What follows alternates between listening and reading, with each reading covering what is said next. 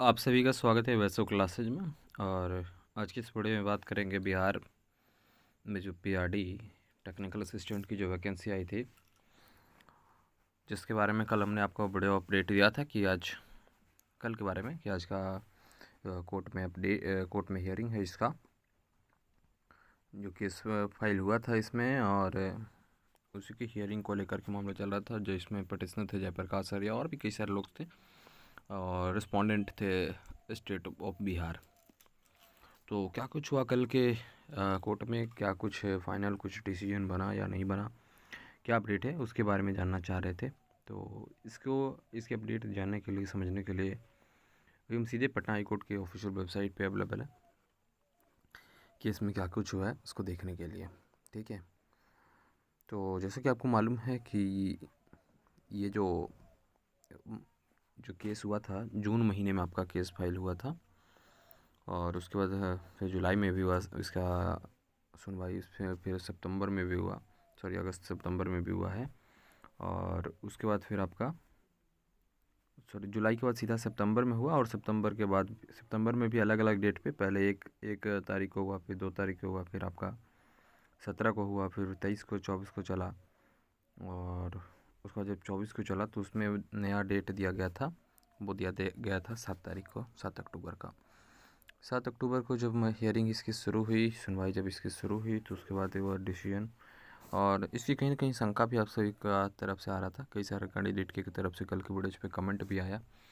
ठीक है, और जिसमें सबसे ज़्यादा जो सवाल ये भी आ रहा था कि ये सिर्फ तारीख पे तारीख दे करके, जिस तरीके से एक मूवी का डायलॉग है ना कि तारीख पे तारीख, तो ऐसा ना हो कि उसी तरीके से होकर के हम लोग का ये बहाली जो है अंत में कैंसिल कर दिया जाए। हालांकि ऐसा कोर्ट की तरफ से, माननीय न्यायालय की तरफ से कोई भी आदेश ऐसा आया नहीं है।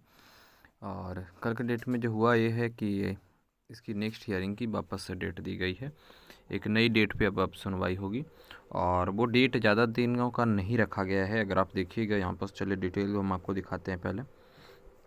ठीक है, क्या कुछ हुआ है अभी तक और क्या कुछ आगे होने वाला है इसको लेकर के। तो डिटेल में अगर आप देखिएगा तो यहाँ पर सब केस का प्रोसेसिंग हिस्ट्री क्या है। तो सबसे पहले तो ये केस जो है जस्टिस हरीश कुमार थे, उनके पास था 8 जुलाई को, और उसमें उन्होंने एक्शन लिया, और उसके बाद इसकी सुनवाई नेक्स्ट लिस्टिंग जो डेट थी 5 अगस्त को हुआ। 5 अगस्त में फिर ऑर्डर आए, और उसके बाद कैरी फॉरवर्ड करके 11 अगस्त किया गया। 11 अगस्त के बाद फिर 4 सितंबर को किया गया, और उसके बाद माननीय जो न्यायाधीश थे वो संदीप कुमार थे, और उनके तरफ से अर्जेंट करके 25 सितंबर का डेट रखा गया। फिर 25 सितंबर को इसको जब सुनवाई हुई तो उसको कैरी फॉरवर्ड करके 7 अक्टूबर को किया गया। और फिर वापस से जब 7 अक्टूबर को मिस्टर जो जस्टिस हैं, माननीय न्यायाधीश हैं संदीप कुमार, उन्होंने कैरी फॉरवर्ड वापस से किया है, और इसको 9 अक्टूबर का डेट रखा है। यानी कल अब इसकी फिर से वापस से सुनवाई होगी, और क्या कुछ होगा ये देखना रहेगा।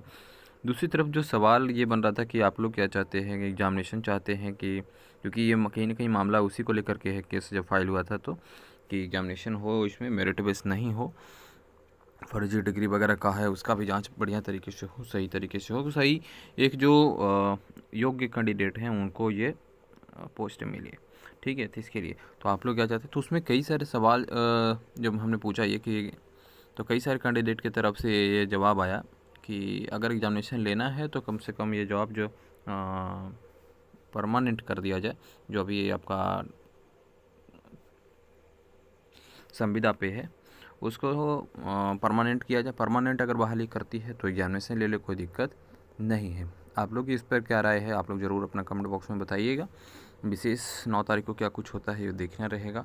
वीडियो को लाइक कीजिए, और वैसो क्लासेज को सब्सक्राइब करके रखिए। बीटीएससी के भी जेई के लिए फॉर्म फिलअप शुरू होने वाला है, और नोटिफिकेशन आ गई। नोटिफिकेशन डिटेल्स आप वीडियो को डिस्क्रिप्शन में दिए गए लिंक से देख सकते हैं, और इसकी जो क्लासेज वगैरह हैं वो भी स्टार्ट हो रही है वैसो क्लासेज भी, तो ज़रूर आप लोग शेयर करें और वैसो क्लासेज को सब्सक्राइब करें।